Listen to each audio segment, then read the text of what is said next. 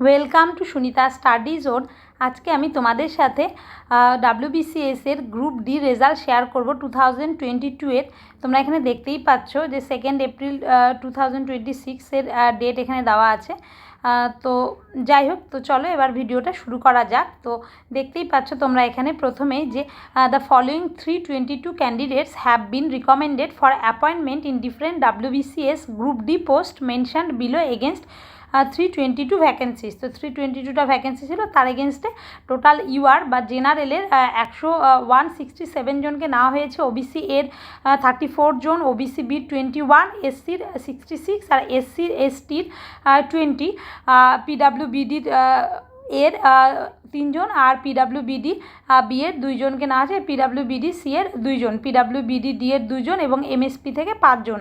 আর total যে 322 জনকে নেওয়া হয়েছে, তার মধ্যে ইউআর এর 167 জন। তো হলো এটা একটা ভীষণ ইম্পর্টেন্ট রেজাল্ট ছিল। তো যাদের এই মানে চাকরিটা হলো তাদের সকলকে জানাই কংগ্রাচুলেশনস। তো 2022-এর পরীক্ষা আমাদের রেজাল্ট দেওয়া হলো 2026-এ।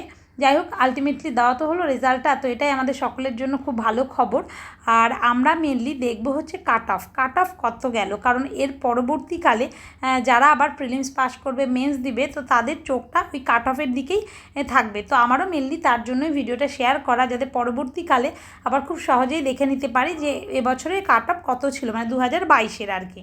তো এখানে দেখতেই পাচ্ছ marks obtained by the last recommended candidates in each category for group D post on the basis of the results of the WBCS executive etcetera examination 2022 group D post. তো সেক্ষেত্রে তোমরা ইউআর বা জেনারেলের তরফ থেকে position in the common merit list 178, মানে 178, যার common মানে লাস্ট জন যিনি ছিলেন আর কি, যিনি মানে সিলেক্টেড হলেন, তো তার মার্কস হচ্ছে 788, মানে 788.25। এটা হচ্ছে, তার মানে আমরা ধরে রাখতে পারি মোটামুটি 790। তোমরা 800-র কাছাকাছি ধরে নিতে পারো যে নেক্সট এর পরবর্তীতে যারা পরীক্ষাটা দেবে তাদের জন্য বলে রাখছি, এবং আমি আমার নিজের জন্যও বলছি এটা। তো এইটাকে টার্গেট করে চলতে হবে আমাদের গ্রুপ ডি এর জন্য ইউআর। তো ইউআরের তরফ থেকে 788.25 কাট অফ। তাছাড়া ওবিসি এ তাদের 773.25, তারপরে আবার ওবিসি বি এর হচ্ছে 780.25, আর সেক্ষেত্রে আবার এসসির একটু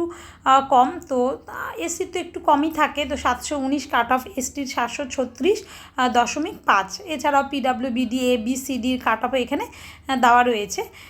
তো এক্ষেত্রে আমরা কাট অফটা দেখে, আর কাট অফটা কতর মধ্যে, যারা বিগিনার তাদের জন্য বলে রাখি টোটাল 1300-র মধ্যে এই কাট অফটা হয়েছে। টোটাল 1200-র মধ্যে মেন্স হয়। সেক্ষেত্রে তো বাংলা ইংরেজি দুটো পেপার রয়েছে, 200, 400 মার্কস। এছাড়াও অবজেক্টিভ যে বিভিন্ন পেপারগুলো রয়েছে 4টা পেপার, সেক্ষেত্রে মানে history, geography, economics, constitution, science, math, GI সমস্ত সাবজেক্ট মিলিয়ে 800 থাকে। টোটাল 1200, ওদিকে রিটেন পরীক্ষা এবং 100 হচ্ছে পার্সোনালিটি টেস্ট। টোটাল 1300-র মধ্যে আমাদের 788.25 এটা কাট অফ এসেছে, মানে তোমার 790 ধরে নিতে পারো। মানে নেক্সট ইয়ারের জন্য 800-কে টার্গেট করে চলতে হবে আমাদের 1300-র মধ্যে। তো এটা অনেক কিছুর ওপরেই নির্ভর করে, কারণ কত কি ভ্যাকান্সি যদি বেশি থাকে সেক্ষেত্রে কাট অফটা আরও কমে, আর ভ্যাকান্সি যদি মনে হয় যে কম আছে সেক্ষেত্রে কাট অফটা কিন্তু আরও বাড়ে। কাট অফ অনেক কিছুর ওপরেই নির্ভর করে, কোয়েশ্চেনের উপর নির্ভর করে, কম্পিটিশান কেমন, ভ্যাকেন্সি কেমন, সব কিছু মিলিয়েই। তো এটা একটা বেশ ভালো কাট অফ, মানে আমাদের খুব ভালো মতো টার্গেট রেখে পড়তে হবে মেন্সে। তো ইন্টারভিউ আমরা কত 50% মার্কসই ধরতে পারি আমরা, কিন্তু বেশিরভাগ মার্কসই কিন্তু আমাদের তুলতে হবে বাংলা ইংরেজি এবং তার সাথে অবজেক্টিভ পেপারগুলো। তো অবজেক্টিভ পেপারে আমাদের 800-র মধ্যে যদি আমরা মোটামুটি 550 তুলি, তো 550 তুলে রাখতে হবে অবজেক্টিভ পেপারে। 800-র মধ্যে 550 যদি টার্গেট করি, আর ডেসক্রিপটিভে তো সেভাবে বলা যায় না কোন স্যার কীভাবে নাম্বার আমাদের দিচ্ছেন, তার উপরও নির্ভর করে।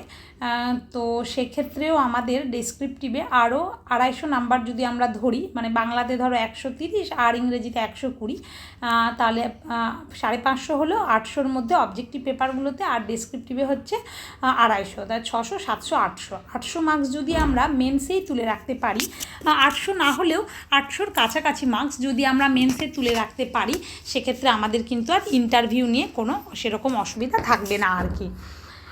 তো এই তোমাদের সাথে আজকে শেয়ার করার ছিল এই রেজাল্টটা।